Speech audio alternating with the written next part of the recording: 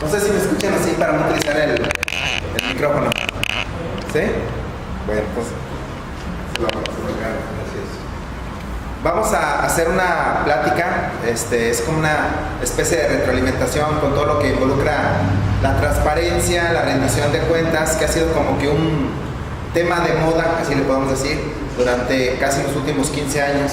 Se empezó la historia, oye, vamos a hablar de la transparencia y la rendición de cuentas, y derivado de eso se han creado muchas leyes, mucha normatividad general federal, que lo que trata de buscar así como que la transparencia y la rendición de cuentas. Entonces voy a como que tratar de contar la historia de cómo poco a poco se han generado modelos de transparencia y rendición de cuentas, ¿sí?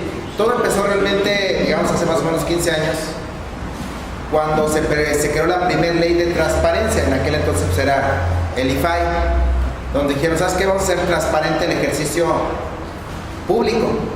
Incluso es como un pleonasmo porque se hace público lo que supuestamente ya era público, pero no era público, era la realidad.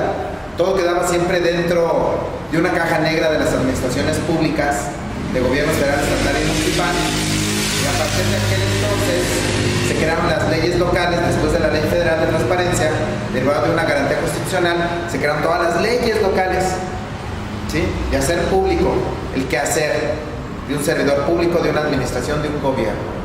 Y se crearon las leyes locales, ¿no? En aquel entonces, las leyes locales, cuando se crearon, se le dejó la tarea a alguien rector, que en algunos casos, la mayoría de los entes públicos que se crearon eran organismos descentralizados. En algunos estados se creaba como una dirección, como una secretaría. Pero ahí es donde empezó el problema. Porque si el mismo gobierno, el Poder Ejecutivo Federal, estatal, o los ayuntamientos de los municipios creaban la figura del organismo rector de transparencia, un instituto de acceso a la información, una dirección, una secretaría, pues ahí estaba el problema, porque seguía siendo parte de la misma administración pública. Entonces, ¿cómo puedo decir que estoy transparentando mal o bien cuando formo parte de? Es lo mismo que los institutos electorales.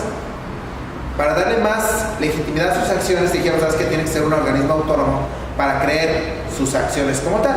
Entonces, ahí está el primer problema que ocurrió, ¿no? Se crearon los organismos de transparencia como un acto de buena fe, pero para empezar, eran organismos descentralizados. Y en algunos casos eran direcciones, eran secretarías. Entonces, el acto de que, oye, yo soy gobierno y soy muy transparente, pues el que me está poniendo la palomita es un hijo mío, un descentralizado. Se vuelve, pues sí, paga. Pero bueno, ¿qué problemática también se alcanzó?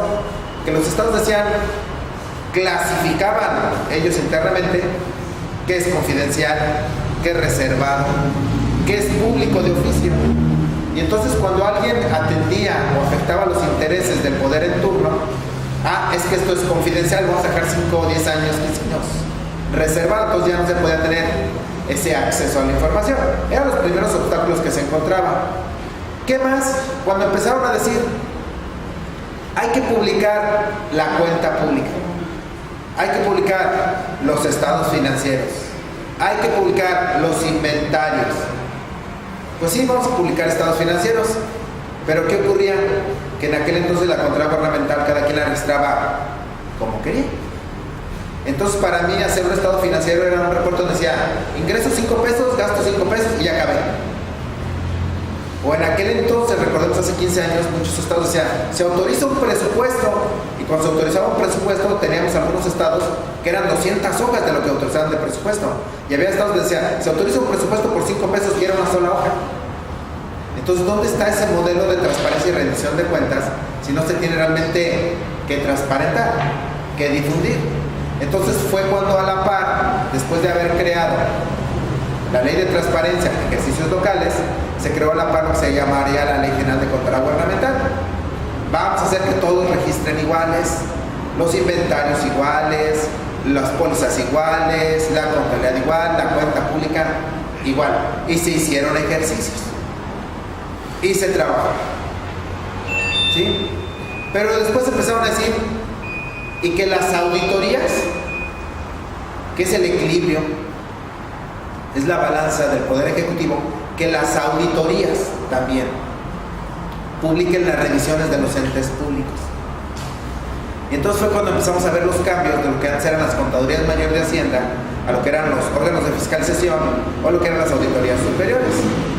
Pero otro problema, cuando se crean estos organismos, se crean como un organismo técnico, un organismo fiscalizador, pero que depende del Congreso de la Unión, que depende del Congreso local. Entonces volvemos otra vez, cómo el auditor se va a revisar a sí mismo, se vuelve otra vez en un juez y parte a la vez.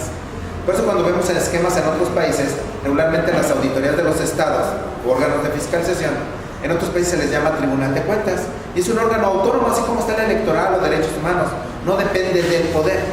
Hoy, la auditoría del estado, de muchos estados, depende del Congreso del Estado, de la Cámara de Diputados. Entonces por eso cuando dice, oye, pero se va a revisar a sí mismo, así está el modelo. Entonces, para que veamos hacia dónde van, la creación de varios organismos que realmente no dependan de uno, que sean independientes, ya vimos el caso de transparencia, o es el caso de las auditorías. Pero bueno, sigue funcionando ese modelo. Estoy resumiendo en 15 años de lo que ha ocurrido. Y entonces estas auditorías tenían que publicar los informes de las revisiones. Pero recordemos que ¿quiénes son los que auditan al mismo gobierno? Pues tienen sus contralorías internas, que regularmente muchos los nombran. Tenemos las auditorías de los estados, donde ya vimos que es un órgano técnico del Congreso local o del Congreso de la Unión. Tenemos despachos externos, pero volvemos, ¿quién es el que elige a los despachos externos? Pues se vuelve otra vez el vicio, porque el que elige a los despachos externos muchas veces o son las contralorías de los estados o son las auditorías locales. Entonces se vuelve otra vez el modelo, ¿no? Entonces, vamos a publicar todo eso, pero cada quien publicaba otra vez a su criterio. Entonces, esto provocó en este momento crear otro modelo, el Sistema Nacional Anticorrupción, donde ahora la comunicación entre las contralorías locales, la auditoría del Estado, la auditoría de la Federación, se coordinaran, porque siempre los entes públicos, cuando tenían una revisión, tenía que hacer unos reportes para los controladores internos, otros reportes para la Auditoría Superior de la Federación, otros reportes para la Auditoría del Estado. Y ahora no, con el modelo del Sistema Nacional Anticorrupción, internamente hay un subsistema llamado Sistema de Fiscalización, donde dice que todos los que auditen, internos, externos, se comuniquen, se coordinen, ¿sí? Que si algo ya revisó algo, se lo pasa al otro que va a revisar también. Y puede revisar otra vez lo mismo, pero ya va a tomar elementos del otro de lo que ya revisó. Porque veíamos vicios en la auditoría, ¿como cuál? Cuando tú revisas, regularmente se revisaban con principios que se llamaban anualidad. Es decir, te revisaba hasta el siguiente año. Entonces, un año concluido, entregabas tu cuenta pública, llegaba a la auditoría, empezaba su revisión, su proceso de fiscalización, y en lo que investigaba, sacaba información, sacaba conclusiones, sacaba sus informes, hacía todo su procedimiento y llegaba a detectar algo en dado momento.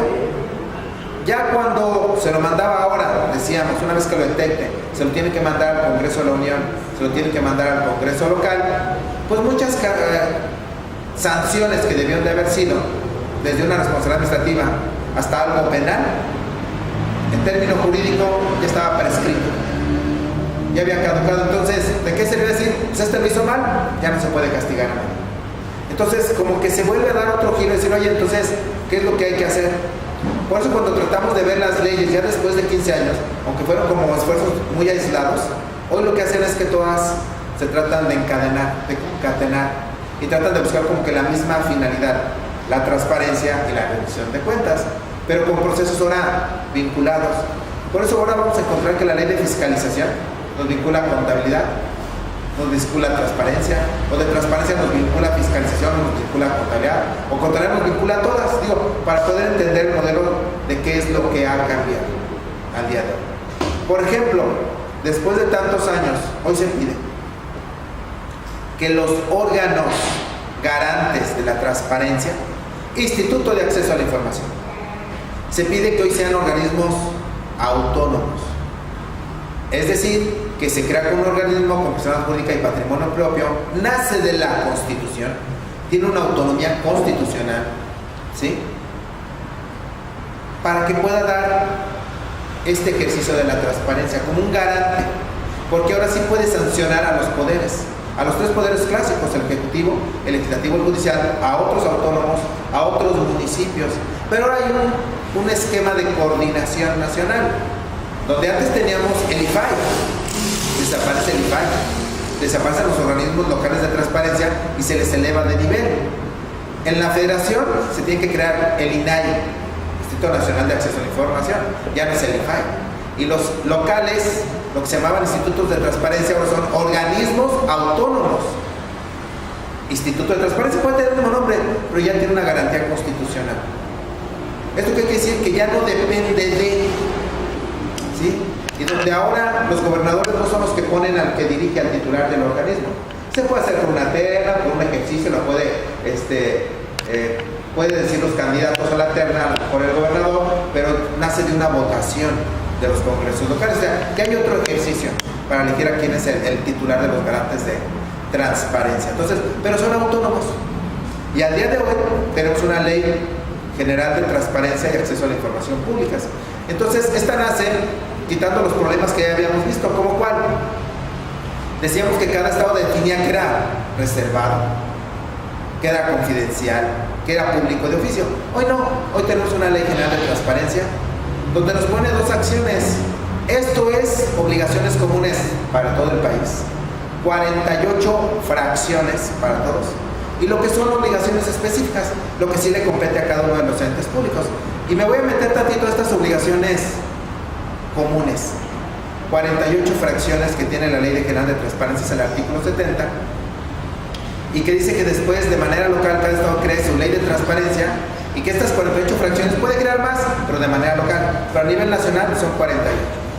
Entre esas que encontramos que se publique, por ejemplo, de obligaciones comunes, los presupuestos autorizados, con cierto desglose, el padrón de proveedores, donde venga el nombre del proveedor, su razón social, su representante legal, su domicilio, ¿sí?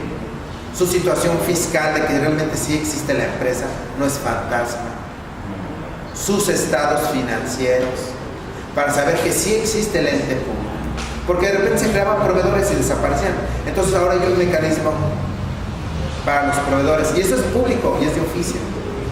Las condonaciones. Encontramos que de repente, oye, pues esta empresa no le quiere cobrar, condónale, y se le condonaban los impuestos, los derechos.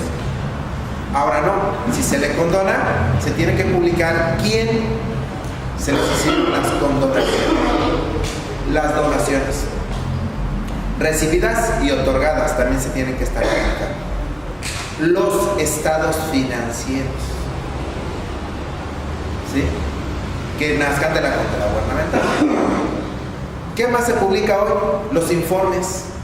Los informes, tanto que son de una instancia de gobierno, una contraloría, una auditoría superior del Estado de la Federación, y el dictamen de un despacho externo. ¿Sí? Esas son obligaciones que hoy tenemos que hacer. Son muy famosas la fracción 24, que son los informes de las auditorías, y la fracción 25 de transparencia, donde es el dictamen de un despacho externo. ¿Sí? Y hoy se le pone obligaciones a los despachos externos, de que tengan cierto conocimiento, cierto perfil, para poder dictaminar a gobierno. Bueno, estos son ejercicios que se han hecho al día de hoy. Entonces, por este modelo, oye, vamos a publicar un informe, vamos a publicar un dictamen, vamos a ponernos de acuerdo ahora en el Sistema Nacional Anticorrupción, cómo van a jugar estos actores, sobre todo las auditorías, para el tema de los informes. Porque antes los informes que entregaban las auditorías pues eran de manera local. Yo quiero un informe de una hoja, 3, 4, 5 hojas. Ahora va a haber una estructura derivada del Sistema Nacional de Fiscalización. Todos los informes van a tener cierta estructura, cierto procedimiento, de formato. Y lo que son los dictámenes de los despachos externos, ¿sí?, se les va a exigir también cierto formato de lo que van a publicar. Y claro, hay que publicar un dictamen versión pública y el dictamen completo, que ya puede tener 200 hojas, ¿no?, de todo lo que se revisó, recomendaciones, observaciones, sanciones, qué se solventó, el seguimiento. Pero la parte Si hay un dato, un nombre de una persona, y está a lo mejor en un procedimiento, entonces eso se tendrá que ver en una versión pública, quitándole los nombres, quitándole cantidades, etcétera, ¿no? Para que vean cómo ha trascendido el modelo de la fiscalización, pero dentro de transparencia y rendición de cuentas. Ahora hay que publicar todo eso. Antes no se publicaba. No se publicaba. Ahora, si nos vamos al tema de los estados financieros o la cuenta pública, en ese aspecto, contabilidad gubernamental, ya después de 10 años de que se creó la ley, ha generado varios esquemas que dentro de la ley busca la transparencia. Por ejemplo, hoy que nos pide la ley de contabilidad gubernamental, que todos los entes públicos deben de publicar en internet sus estados financieros, independientemente si se los entregaron a la auditoría. Tradicionalmente las auditorías recibían estados financieros cada 6 meses. Hoy en este modelo dice que cada trimestre, enero, febrero, marzo, a los 30 días, 30 de abril, hay que publicar los estados financieros para el ciudadano. No para la auditoría, no para el gobierno, para el ciudadano. ¿Sí? Entonces ahora el ciudadano puede meterse a internet cada trimestre y ver los estados financieros. Ahora que lleguemos 30 de octubre, vamos a ver los estados financieros de septiembre de todo el país. Y cuando decimos todo el país en contabilidad gubernamental, son todos los entes públicos, federales, estatales, municipales. Federales, el Ejecutivo Federal, ¿sí? El Congreso de la Unión con sus 2 cámaras, la misma auditoría, el Poder Judicial, la Suprema Corte de la Justicia de la Nación, todos sus tribunales, los autónomos federales, Banco de México, ¿sí? La Comisión Nacional de Derechos Humanos, el Instituto Electoral, Transparencia ellos mismos, más todos los descentralizados que existen en la Federación y empresas productivas, que Pemex, Comisión Federal de Electricidad, Conagua, Conade, todos esos publican estados financieros cada trimestre a los 30 días. Vámonos a los estados, son 31 estados más la Ciudad de México, era 32 entidades federativas. Todos y cada uno deben de publicar sus estados financieros cada trimestre a los 30 días. El mismo Congreso del Estado, local, el Poder Judicial local, el Tribunal de Justicia, el descentralizado, la universidad, todos hay que, y si nos vamos a los ayuntamientos, según el INAFED somos alrededor de 2.470 municipios, más o menos, al día de hoy, pues ellos tienen que estar publicando cada trimestre a los 30 días. Y no solamente el ayuntamiento, el alcalde, la asamblea, también sus descentralizados, el del DIF, el del agua, el del deporte, el de la mujer, de personas que van creando. A nivel nacional, somos como 10,000 contabilidades. Digo, para que vean la dimensión de todo lo que se está publicando cada trimestre a los 30 días. Por eso cuando alguien quiere saber las finanzas de un ente público, métete en internet. Debe estar publicado esa información en internet. Y estamos hablando de estados financieros. Ahora, si nos vamos al tema de inventarios, esos cada 6 meses los publican. Cada 6 meses a los 30 días, yo me puedo meter en internet y puedo ver el organismo X, el sistema DIF de tal municipio. Pues métete en internet, viene silla 1, silla 2, silla 3, silla 4, computadoras, vehículos, todo. Imagínense la universidad autónoma. ¿Cuántos bienes tendrán? Sillas, mesas, pintaron, y todo eso debe estar público. Para que yo, ciudadano, siga una lógica. Si cada 6 meses me lo vas a publicar, oye, ¿cuántas sillas tienes? 100. Oye, ¿cuántas sillas tienes? Ya 110. Yo, como ciudadano, creería, compro 10. Pero si ahorita tiene 110 y el siguiente semestre ya tiene 105, yo entendería, dio de baja 5, las regaló, las vendió, no sé. Pero eso es un modelo de transparencia al ciudadano. Eso estamos publicando, ¿sí? Al día de hoy. Ahora, publicar presupuestos. Hoy nos obliga a que cuando alguien empiece a publicar presupuestos, decía, se publica el presupuesto de 5 pesos. Hoy no. Hoy cuando vemos el tema del presupuesto, oye, ¿cuánto te autorizaron para el año? 1 millón de pesos. Ok, dame este 1 millón de pesos, pero dime no solamente 1 millón. Dime en qué te lo vas a gastar. En sueldo, en gasolina, en uniforme, en ayudas. ¿Para qué? Porque tengo el programa de pavimentación, de bacheo, de construcción de parques y jardines, de dar becas, apoyos sociales. ¿Sí? Ya nos hacen mucha información, nos exigen mucha información en el tema del presupuesto. Y sobre todo ese presupuesto, entendiendo cuánto vas a recaudar y cuánto vas a gastar, para tratar de tener una balanza. ¿Cuánto vas a recaudar? 1 millón, pues nada más te puedes gastar 1 millón, no más, sino de dónde lo vas a sacar. Y en ese modelo también se pide que se calendarice el presupuesto. Porque mucha gente cree, oye, ya se autorizó un presupuesto de 1 millón y creemos que en enero ya tenemos el 1 millón. No se tiene. Apenas se va a recaudar. Me pongo el caso de un municipio. Regularmente lo que cobra mucho el municipio es el predial. Sí, pero lo cobra entre enero, febrero y marzo. Lo cobra entre enero, febrero y marzo.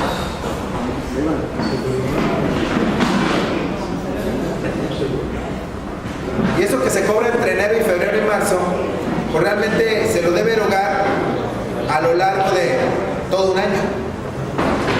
¿Sí? Para entender bien las funciones de eso de los calendarios. ¿Cuándo lo vas a recaudar?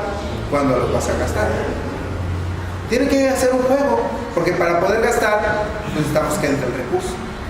Entonces tienen que guardar un equilibrio entre cuánto pienso recaudar y de qué voy a recaudar. Y luego cuando empezamos a ver las finanzas públicas, yo quisiera hacer como una gráfica de pastel. Imagínense, me pongo solamente el mapa de lo que recauda el Estado. Y si yo hiciera una gráfica de pastel, el Estado, el 40% de lo que recibe el Estado se le conoce como ramo 33. Se le conoce como aportaciones federales. Ese es dinero que va directamente para obra, para ayudas sociales.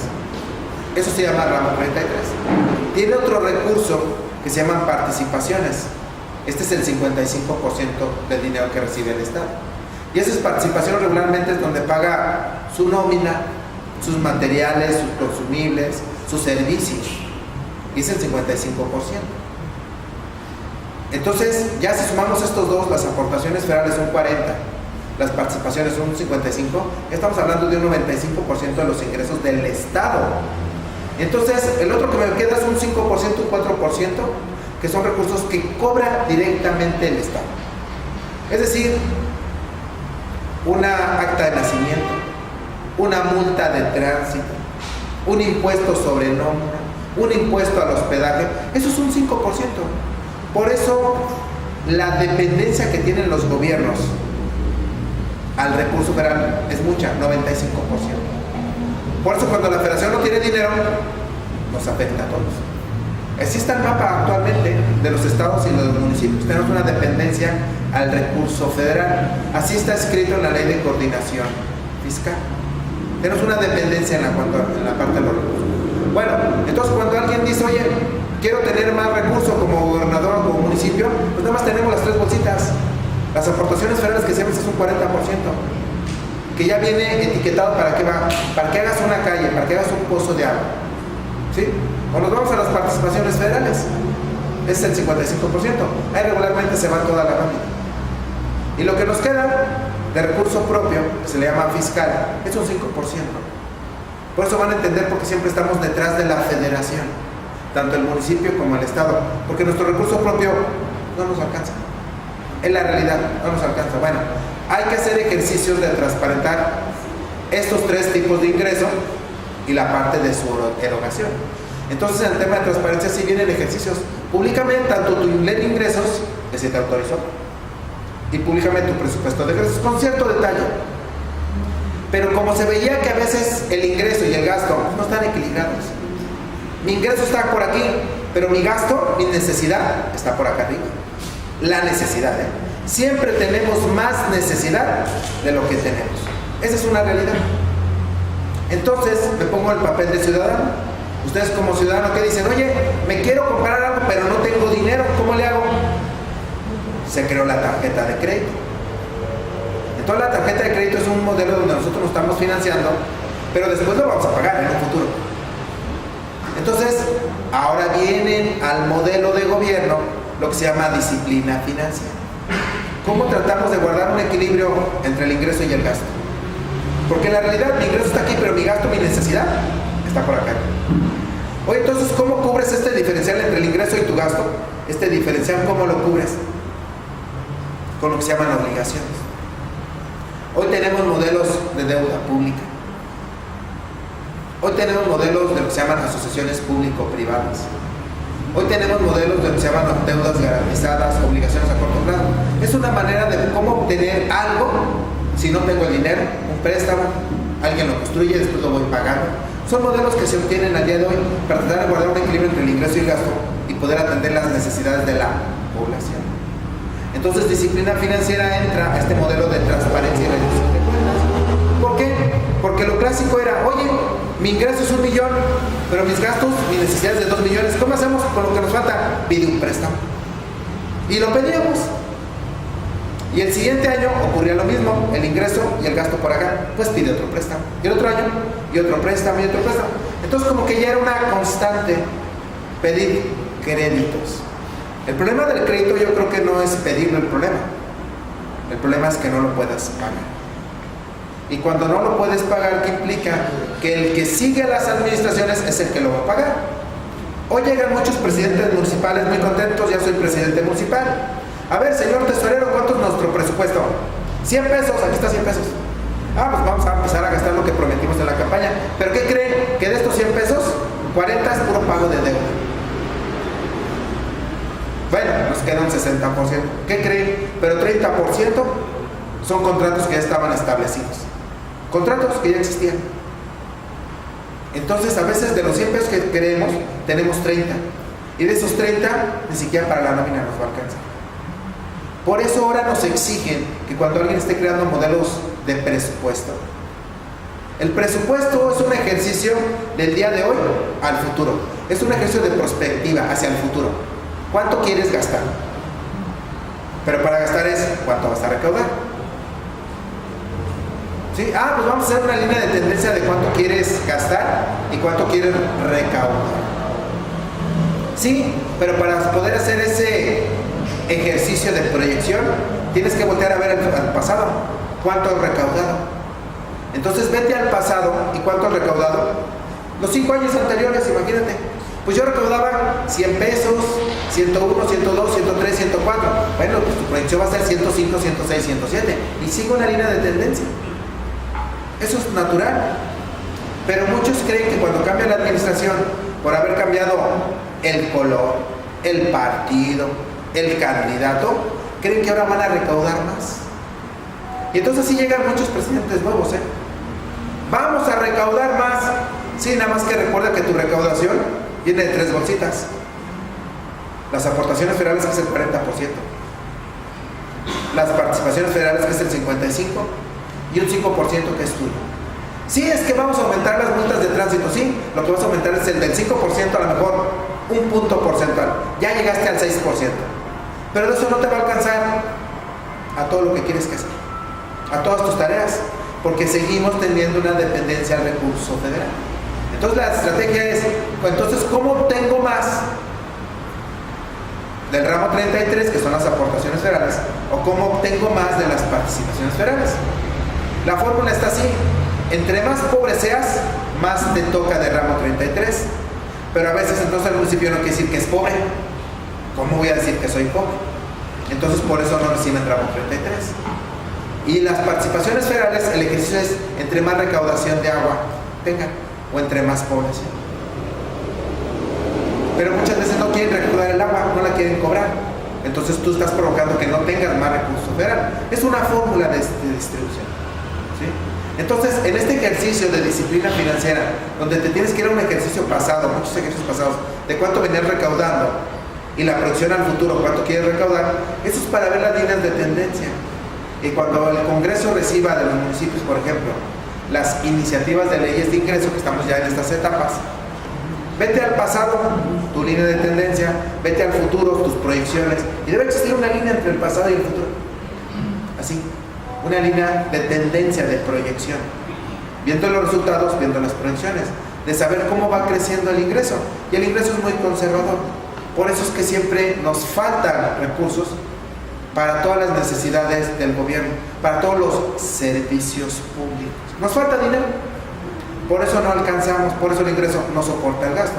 Por eso es que da opciones. Puedes pedir deuda pública, puedes pedir asociaciones público-privadas, tienes ciertos modelos. El problema, decía, no es pedir el préstamo. El problema es que no lo puedas pagar. Entonces, en este modelo de transparencia y rendición de cuentas, se crean ahora que se llaman los sistemas de alertas. ¿Qué es el sistema de alertas? ¿Qué nos van a poner un semáforo? A todos los entes públicos. a esas 10,000 contabilidades a nivel nacional, pónganle un semáforo, donde yo llegue al municipio, llegue al gobierno del estado, llegue al descentralizado y tenga su semáforo. ¿Qué es el semáforo? Verde es también sus finanzas. Amarillo, más o menos. Rojo, muy mal. Entonces digamos que el premio al sistema de alertas, si tú estás en verde, puedes pedir créditos hasta cierto monto. Si tú estás en amarillo, puedes pedir crédito, pero más bajos todavía. Y si estás en rojo, prohibido pedir créditos. Sí, porque decimos que pedir un crédito no está mal, el problema es que no lo puedan pagar. Y el problema es que se ha creado un crecimiento desmedido de la parte de los créditos, de las obligaciones, de los préstamos. Y cuando llegamos a ver de repente entes públicos, resulta que hay muchos préstamos que ya no se alcanzan a soportar, ni con la recaudación que viene, ni con la recaudación que viene. Eso es lo que trata de buscar lo que se llama disciplina financiera. Entonces fíjense cómo ya juegan todos los modelos. Transparencia, publica el presupuesto, los inventarios, padrón de proveedores, condonaciones, publica todo eso. Contabilidad, cómo generar los reportes, los contables, los presupuestales, las metas, los indicadores. ¿Sí? Ahora, fiscalización, cómo generar los informes, cómo revisarlos. ¿Sí? Se eliminan principios en auditoría como posterior y anualidad. Ya uno ya no se tiene que esperar a que acabe el año. Tratando de eliminar que prescriban las sanciones, ahora no existe la posterioridad. Ahora puede llegar la auditoría a revisar en cualquier momento. En cualquier momento puede llegar a revisar. A ver cómo van las finanzas al día de hoy. Demuéstrame, dame la evidencia. ¿Sí? Esto es para inhibir la corrupción. Porque si alguien lleva su contabilidad al día, así debe de ser. Y no en el modelo clásico que después de 3 meses contabilizamos todo. Ya se me va a olvidar qué ocurrió. No, nos exige una contabilidad al día. Parte en auditoría en el momento. Disciplina, nos empieza a poner reglas del ingreso, reglas de qué recaudas, reglas del egreso, qué gastas, y tratar de guardar ese equilibrio. Y si no tienes el equilibrio, te voy poniendo el semáforo. Estás en equilibrio, perfecto. Recaudas más ingreso que gasto, qué bueno. Tienes más gasto que ingreso, ¿cómo lo estás haciendo? La única manera es pidiendo préstamo. ¿Cómo puedes gastar algo que no tienes? No se puede. Nosotros como ciudadanos no lo podemos hacer. Traten de ustedes gastar algo que no tienen, solamente que tengan la tarjeta de crédito. Entonces estamos hablando de un préstamo. Pero el préstamo ahora está con un control. ¿Qué sí puedes pedir, qué no puedes pedir? Y hasta que tope. Para eso son los sistemas de alertas. Por eso si ahora un municipio quiere ir a un banco a pedir un préstamo, antes con la mano en la cintura se los daban los bancos. Hoy no. Cuando vaya a un municipio, a un banco, si oye, quiero un préstamo, tanto dinero, ok, dame tu constancia de tu semáforo, ahí dice cuánto te puedo pedir, dar de préstamo y hasta qué capacidad.